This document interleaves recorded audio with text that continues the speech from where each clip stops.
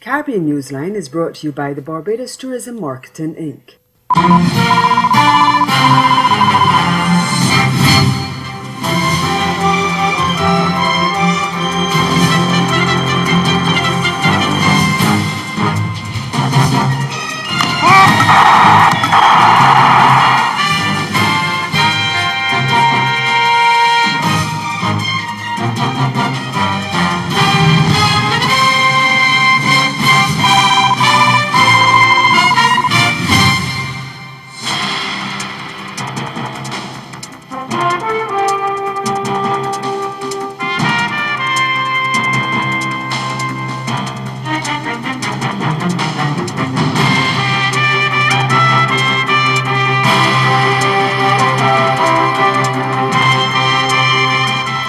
More industrial action in Barbados. That's our top story in Caribbean Newsline for Thursday, July 20 from the CMC News Center in Bridgetown. I'm Nicole Best. Good evening. Workers at the state-owned transport board were off the road on Thursday following on the heels of industrial action by employees at the Bridgetown port on Wednesday. Commuters were left stranded across the island as the bus drivers called in sick. General Manager Sandra Ford reported that fewer than 20 of the more than 100 buses due to operate from 4:30 a.m. today were on the road. The north of the island was particularly hard hit by the action, which is in support of a sick-out order issued by the island's 4 major trade unions on Tuesday. On Wednesday, there was a limited response to the call made by the unions, with the Bridgetown port affected by a 5-hour work stoppage. However, the Transport Board was hardest hit by the sick-out, which is also affecting other government departments. The union is pressing for a 50% rollback of the National Social Responsibility Levy, which was increased from 2 to 10% on July 1. Failing that, they have called on government to grant workers a coping subsidy. But to date, the Frandel Stewart administration has refused to meet those demands. Meanwhile, the national newspaper, that's the Nation newspaper in Barbados, is reporting that the Queen Elizabeth Hospital could face industrial action on Friday. A representative from the National Union of Public Workers reportedly visited staff at the island's lone public hospital on Thursday about taking the action, which is expected to involve all categories of staff except doctors. Bermuda Premier David Burt on Thursday unveiled his cabinet. The ministers were sworn in at Government House 2 days after his Progressive Labour Party, the PLP, stormed to victory in the general election. The PLP won 24 seats to 12 in Tuesday's landslide win, garnering almost 60% of the vote. 38-year-old Burt, the youngest premier in Bermuda's history, takes the key finance portfolio. His deputy Walter Roban will be in charge of the Transport Ministry. Kathy Simmons, who did not win her seat in the election, is the new Attorney General. The National Security Minister is Wayne Keynes, while David Birch, a former commanding officer of the Royal Bermuda Regiment, will fill the post of Public Works Minister. Health will be headed by Kim Wilson, and Zane Da Silva will head Social Development and Sports. Over in Guyana, days after Public Service Minister Dr. Rupert Roopnarine handed in his letter of resignation, he has rescinded his decision. Minister of State Joseph Harmon on Thursday said Roopnarine met with him and President David Granger, and fruitful discussions were held concerning the politician's portfolio and his contribution to the government. He noted that President Granger has provided Roopnarine with the assurances that the government will offer its full support to ensure he is comfortable with his new portfolio. Roopnarine had reportedly raised his health and other issues as reasons for wanting out of the government job. According to the online publication News Source, although Roopnarine was transferred to head the Department of Public Service in the Ministry of the Presidency, there were no clear responsibilities presented to him, and the department was still to be fully set up and staffed. Roopnarine's party, the Working People's Alliance, has been raising concern about the party being sidelined in the coalition government. Shortly after news on the resignation letter emerged, the WPA voiced its support and cautioned that if another party member was not appointed a minister, it would be unable to influence policy making inside government. 3 Guyanese miners have been shot dead and one of their colleagues injured at a mining camp in Venezuela. According to the Guyana Police Commander for the area, Senior Superintendent Ravidradat Budram, the men were found shot to death close to the Guyana border in an area known as Imtaka. The 3 dead miners have been identified as 19-year-old Samuel Moses, 23-year-old Colonel Solomon, and 55-year-old Vernon Eudoxie. He said the bodies were brought across to Guyana and were at Port Kaituma. That's Kaituma. They are to be flown to the city for postmortems to be conducted. It is believed that the men were working along with the Brazilian owner of the mining camp when the camp came under attack on Wednesday by a suspected Venezuelan gang. It is suspected that the same gang had been raiding other mining camps on both the Guyana and Venezuela sides. Investigations into the incidents have been launched. Trinidad and Tobago is listed as the country with the highest recruitment rate for ISIS fighters per capita in the Americas. In its country report on terrorism 2016 released on Tuesday in Washington, the U.S. State Department said more than 70 nationals of Trinidad and Tobago are believed to be fighting with ISIS in Syria. We get more in this CNC3 news report. This makes Trinidad the highest per capita contributor to ISIL in the Western Hemisphere. And some experts think up to 400 people may have gone. This country already has a less than ideal reputation when it comes to its link to ISIS. A recent documentary done by Middle Eastern television network Al Jazeera claimed more than 130 TNT nationals flew to Syria to take up arms for the Islamic State. Some of that information seems to be corroborated by the United States government. In its country report on terrorism, which was published on its website today, it says this country had the highest per capita rate of ISIS recruitment in the Western Hemisphere for 2016. It claims there were no known indigenous or foreign terrorist groups operating in this country. But it says government reports indicate more than 100 nationals traveled to Syria and Iraq. Based on the report, more than 70 nationals of Trinidad and Tobago are believed to be fighting with ISIS in Syria. However, the U.S. does not disclose the source of this information. What is clear, though, is its skepticism of local law enforcement. It says there was limited cooperation as well as limited information sharing due to allegations of corruption among different law enforcement units. In the 10 countries it assessed in the Western Hemisphere, it only provides numbers of ISIS fighters for Trinidad and Tobago. Interestingly, this country is the only one which is directly linked to the terrorist group. The Twin Island Republic, an attempt by the government to appoint 2 liquidators for conglomerate CL Financial to satisfy a TNT $15 million debt, has been dealt a major blow. Justice Kevin Ramcharan, in a decision delivered late Wednesday, ruled against the application. In delivering his decision on the issue, Ramcharan ruled that the move by the state was premature. He says it was unable to produce evidence of the propensity of the shareholders to dispose of the company's assets in the event they regain control of the conglomerate's board during a special general meeting carded for next Tuesday. Last week, government went to the High Court with a petition to have the company liquidated. Finance Minister Com Imbert had explained then that the move was in response to attempts by the company's shareholders to take control of the board. He also said that it was in the public's interest to have the conglomerate wound up to repay its debt to the government and other creditors. The petition also noted that the shareholders have sought to undermine the conditions under which the government agreed to provide financial support to CLF and its subsidiaries by seeking to remove the government's directors on CLF's board. Trinidad and Tobago Prime Minister Dr. Keith Rowley says a parliamentary committee is to be set up to look into the issue of self-governance in Tobago. Speaking at a press conference earlier this week following a special meeting with opposition leader Kamla Persad-Bissessar, the Prime Minister said that was one of the items agreed to by both parties. Tobago has been asking for autonomy for decades, but Rowley says the challenge has been identifying what Tobagonians really want.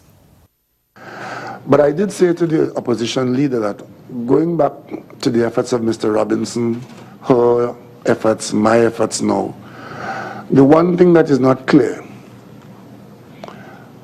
is what exactly is internal self-government, and what exactly does Tobago want? That question has to be answered before legislative clauses can be drafted by a legal draftsperson. Dr. Rowley said his cabinet has received draft legislation from Tobago that can be put to a House committee made up of government and opposition members. Such a committee would now reconnect with this issue of internal self-government and do whatever consultations are required in contact with the people of Tobago under the umbrella of the Parliament, and try to come to a position of answering this question of what is internal self-government for Tobago and what do the people of Tobago want. And in answering those questions, we could come to a position where we can have draft legislation which the government will be responsible for preparing with this involvement and present it to the Parliament for debate and for assent. No deadline was given, but Dr. Rowley said efforts will be made to deal with the matter quickly in order to give Tobagonians what they have been asking for. And still to come in Caribbean Newsline, a Cayman Islands former premier arrested in the U.S. The details after the break. Join the Caribbean Broadcasting Union and its regional and international partners at the CBU Annual General Assembly, August 21st through 24th at the British Colonial Hilton Hotel in Nassau, the Bahamas, under the theme Digital Developments in Caribbean Media. Prime Minister of the Commonwealth of the Bahamas, Dr. the Honorable Hubert Alexander Minnis, will welcome delegates during the opening ceremony. Guyana's Minister of Public Telecommunications, the Honorable Kathy Hughes, will offer a keynote address on digital developments in the region. See the launch of the UNESCO-sponsored Manual of Social Media Guidelines for Caribbean Journalists, with guest speaker Jamaica's Director of Public Prosecutions, Paula Llewellyn. And hear from international media players about the new developments in digital television standards in Europe, the US, and Japan. And this year's Caribbean Broadcasting Awards Gala at the Atlantis Resort Paradise Island is not to be missed. Call 246-430-1007 to book your space in the 3-day conference and exhibition. Don't miss the CBU 48th Assembly at the British Colonial Hilton Hotel in Nassau from August 21st through 24th. Discounts on flights to the Assembly on the official airline, Caribbean Airlines. It's time to explore, to feel, to love. St. Kitts, everything you've ever dreamed of, and more than you could have ever imagined. It's time to follow your heart. St. Kitts.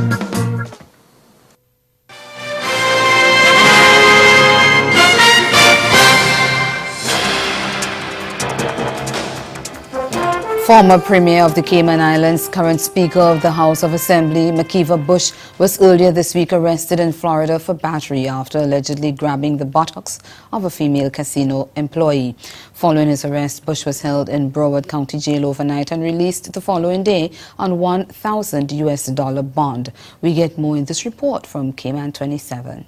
Mr. Bush was arrested by Seminole Police Department officers and held in the Broward County Jail for simple battery, which is a misdemeanor offense. He's out of jail on a U.S. $1,000 cash bond. Messages sent to Mr. Bush have not been returned. A spokesperson for Premier Alden McLaughlin says the Premier's office will not comment. In a message, Cayman Democratic Party Chair Tessa Bodden says the CDP has no comment at this time. Over in Jamaica, the medical fraternity is expressing concern over the safety and security of healthcare workers. This is in light of reports that several healthcare workers have been threatened by relatives and friends of gunshot victims at healthcare facilities island-wide. Shamila Mitchell of TVJ News has the details. The threat to medical staff having to treat particularly gunshot victims is real. The senior medical officer of the Sablamar Hospital in Westmoreland, Dr. Alfred Dawes, was candid about it last week. We've had some incidents where guns were brought in, persons were threatening staff, taking pictures of them, looking which cars they drove. So, for Dr. Merton Smith, president of the Medical Association of Jamaica, MAJ. It's quite worrying. It's quite worrying. Worrying, says the MAJ president, because the association has been getting several reports from healthcare workers across the island that they have been attacked. And we hear it from all over the island. We hear it from areas like St. Anne's Bay Hospital, Savlamar Hospital, Cornwall Regional, Spanish Town, KPH, even University Hospital. We've had episodes there where persons have been, assaulted, mostly verbally. But nonetheless, it is a major issue. The Ministry of Health has employed private security companies to do patrols and monitor port of entries at healthcare facilities. But Dr. Smith says, based on the nature of the reports he's getting, more needs to be done. Many of the persons who work for these companies, one, they're not armed, and so they're often themselves concerned about their own safety, so they won't interfere sometimes in certain situations where they see that the perpetrator might be armed or has his cronies with him, and so they're not offering a great deal of reassurance to the healthcare workers. Dr. Smith says the Ministry of Health has a duty to engage the National Security Ministry to put tighter measures in place to protect healthcare workers. However, he says that is not being done. I think the Ministry of National Security also needs to play a role in that. What is needed in many of these areas is that we need a greater police presence to ensure that we can have some semblance of safety in these facilities. Staying in Jamaica, the Office of Director of Public Prosecution is recommending that people face criminal charges if they knowingly spread sexually transmitted infections. The recommendation was made at a meeting of the Joint Select Committee of Parliament reviewing the sexual offences and related acts. We get more in this TVJ News report. Assistant Director of Public Prosecutions DPP Adley Duncan said the recommendation stems from an extradition request for George Flowers. Mr. Flowers was recently extradited from Jamaica to Canada to face criminal charges.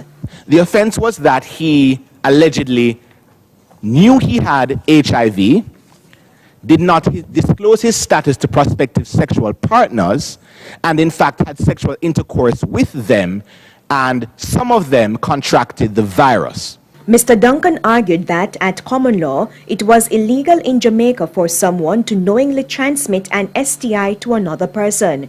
He made reference to Section 5 of the Sexual Offences Act. It states that if a husband has sex with his wife knowing he has an STI, he has committed rape. If convicted in the circuit court, that husband can face a minimum of 15 years to life in prison.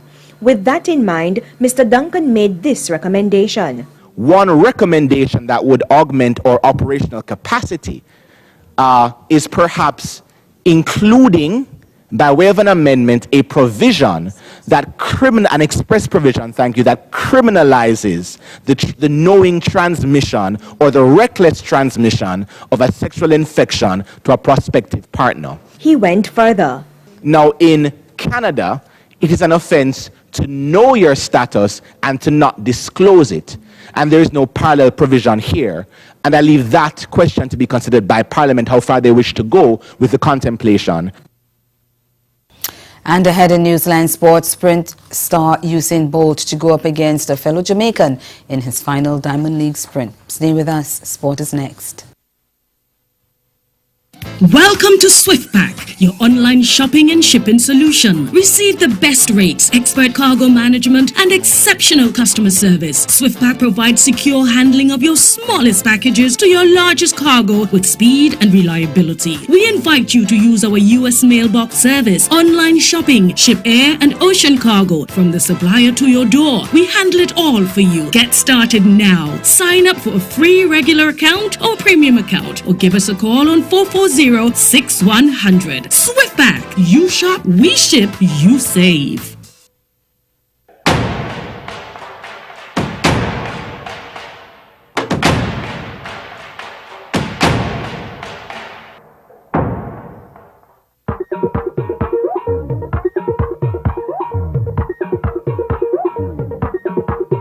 Ready. It's another episode. when we out on the road. This is what we love, to celebrate, to celebrate. This is not Hollywood, no, we don't come out the road. Drink, drink, drink. King Papa and Nikita. Every fact that a boy keep on calling me wrong name. But that's okay, cause that's my babe. I don't understand how wearing a name tag on me. Don't know what to say, he's still calling me wrong name. Don't get vexed with me. Don't say that. In a place where legends start, the beach is just the beginning. So live a little for the exhilaration and the color of every moment, where time is and life is a spirited event. Immerse yourself in the culture, the music, the people, the island. Love Antigua and Barbuda. Embrace an experience that leaves you breathless, from cricket to sailing week to carnival and more. Antigua and Barbuda, the beach is just the beginning.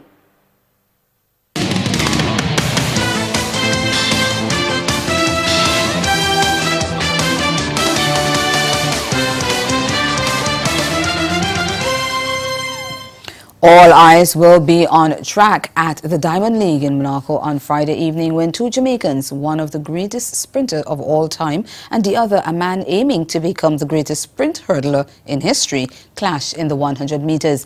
In what will be Usain Bolt's final sprint at a Diamond League, he will go up against Olympic 110-meter hurdle champion Omar McLeod. Bolt, who is the double world record holder for the 100-meter and 200-meter and three-time Olympic 100-meter champion, will match strides with McLeod, the 110-meter hurdles champion, the 60-meter world indoor champion, and the first athlete in history to run under 10 seconds for the 100-meter and below 13 seconds for the 110-meter hurdle. McLeod, who has dominated the 110-meter hurdle since last year, has the fourth fastest time in the world this season. Meantime, Bolt is confident he can brush off his early season malaise and shine at the final Diamond League meet of his career.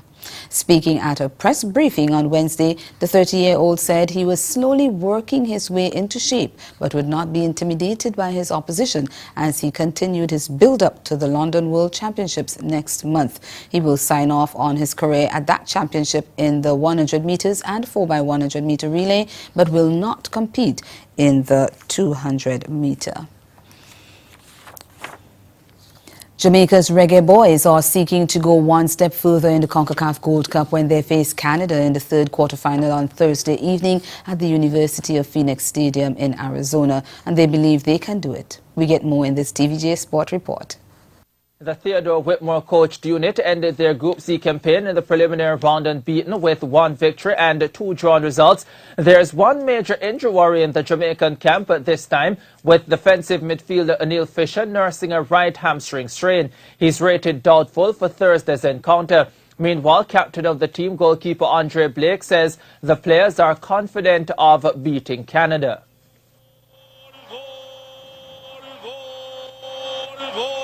Canada is a very good team, but we have no doubt. We believe in everybody here, and we know what everyone is capable of doing.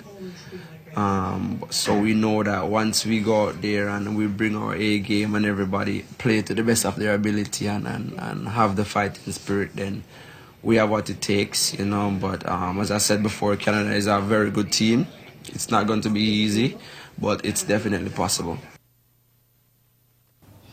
Meantime, Bermuda collapsed to a heavy defeat against host Canada in the third match of the triangular ICC America's Under-19s World Cup qualifier at the Maple Leaf Cricket Club on Wednesday. Set 230 to win, Bermuda crumbled to 88 all out in the 36th over to lose by 141 runs as man of the match Aslan Khan followed up his half-century with 3 cheap wickets. Khan, batting at number 4, struck 6 fours in his 93 ball 74 to help guide Canada to 229 for 8 in their 50 overs. Leg break bowler Khan helped cut through the Bermuda batting lineup, in which vice-captain Nazari Pantin top scored with 15 to claim 3 for 9 in 6.3 overs.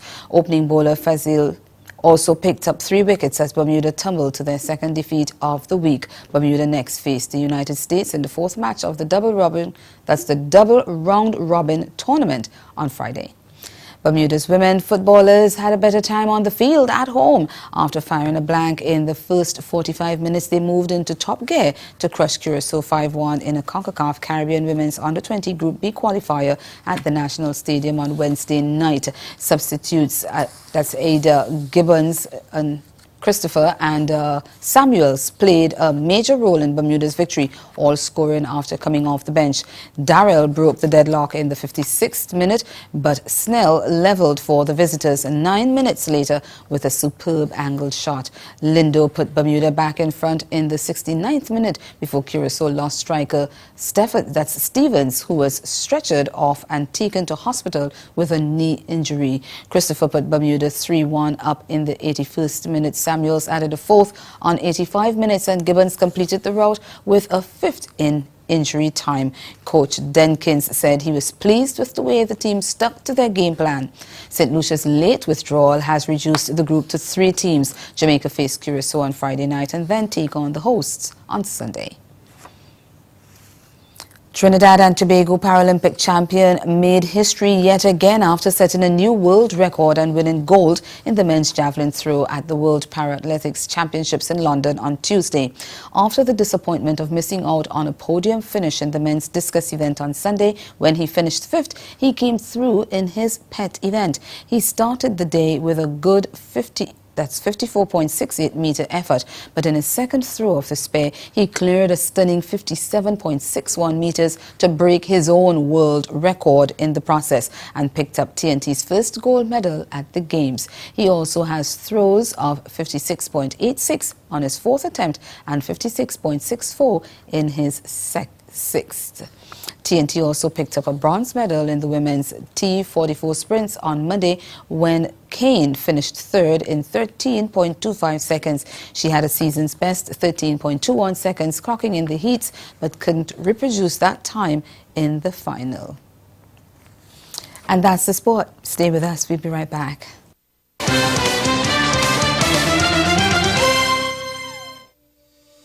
In a place where legends start, the beach is just the beginning. So live a little for the exhilaration and the color of every moment, where time is and life is a spirited event. Immerse yourself in the culture, the music, the people, the island. Love Antigua and Barbuda. Embrace an experience that leaves you breathless, from cricket to sailing week to carnival and more. Antigua and Barbuda, the beach is just the beginning. Grow your business or promote your event through the services offered by the Caribbean Media Corporation and CaribVision. Our distribution provides a platform on cable, terrestrial television, and websites. We cover carnivals and events from across the region. We can bring your event live and alive to the world. For music makers, program producers, businesses, we can expand your reach to in excess of 2 million households daily. Our other services include news updates to enhance your media products, studio space for program and development. We can facilitate the launch of new products and services and training. Contact us and we will help you unleash your creative ability, develop products and services, and provide the medium to watch them grow. Contact Loretta Skeet at cmccaribbean.com or call her 1-246-467-1044 or 1-246-253-3889.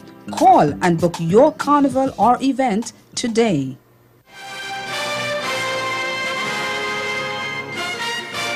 Again, the major developments of this day: more industrial action in Barbados as workers at the state-owned transport board stage a sick out.